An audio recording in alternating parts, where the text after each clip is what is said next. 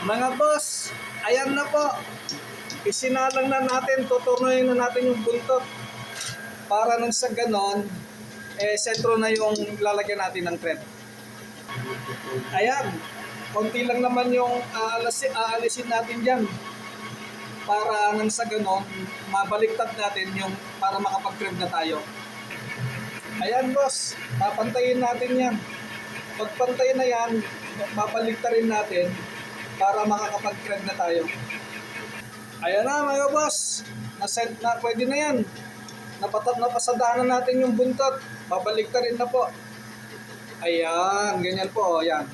Malalagyan na po natin ng thread dyan mga boss.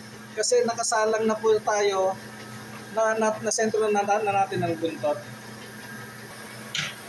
Ayan mga boss, dahil sa sentrong buntot ay ready na po tayo mag-thread. Ayan. Magte-thread na po tayo. Ayan mga boss, bali, tingnan nyo naman, dahil sa buntot, malalagyan na natin ng thread. Ayan malalagyan na natin ng thread. Dahil sa buntot na ginawa natin. Ayan. Kita nyo yan mga boss. Dahil sa ginawa nating buntot, tapos tinorno natin yung buntot, sentro na po ang lalagyan natin ng thread. Ayan po. Ayan mga boss. Ise-set up na natin ng talim. Kinakailangan nasa loob siya ng thread. Ano po ito, repair lang po kasi ng thread ito. Dati na itong may thread, kinakailangan masunod natin. Masunod natin yung thread. Ayan Ayan, kailangan masunod natin yan. Ayan. Bali, yung talim, kailangan nasa loob ng thread. Ayan, na-adjust natin yan. Ito ang ina-adjust dyan mga boss. Ayan.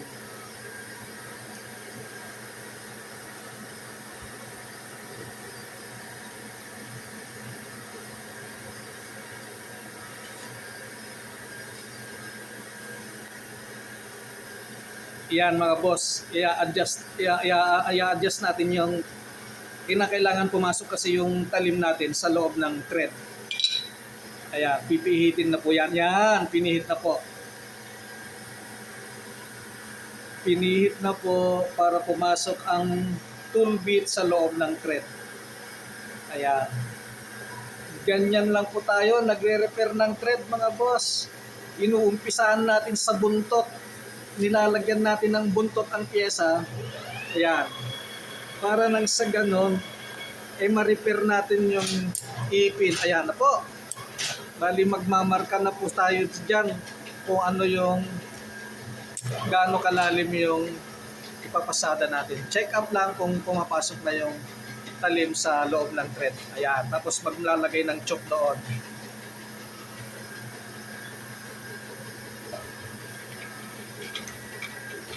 Ayan. Maglalagay na po ng choke. Reference. Reference po yan mga boss. Ayan. So, atras muna. Pagkatapos, ilalagay na natin, isa-set up na natin. Mayroon tayong reference. Ayan, papasadahan na po yan mga boss. Ayan na. Pinasadahan na. Kumagat na. Ayan na. Matutuwid na po ang thread na yan. Yung mga palo-palo ng mekaniko, mawawala na po yun. Ayan. Pinalo-palo po kasi ng mekaniko ito, kaya nagkandak tumba-tumba yung thread. Kaya yan, papasadahan natin nang sa ganun, tumayo ulit ang thread. Ayan, base dun sa reference, ayan, pasada uli. Pangalawang pasada yan mga boss. Ayan, kita niyo naman, kumagat na naman. Ayan, kumagat na. Ayun ang kumagat. Ayan, siyempre, balik na naman tayo sa umpisa. Tapos, punta tayo sa reference. Ayun, punta tayo sa reference. Ayun, magdadagdag ng konti. Ayan, pagkatapos pasada na naman. Hanggang sa matuwid na yung thread niyan. Ayan. Ayan, tuwid na po. Tuwid na po ang thread. Ganyan Yan lang po mga boss. Ang pyesa, pwede natin lagyan ng buntot para ma-retread natin o mabuhay natin yung thread niya. Yun lang po, ang bida dyan sa video na yan ay yung buntot na iwinelding natin sa pyesa. Salamat po! Bye-bye!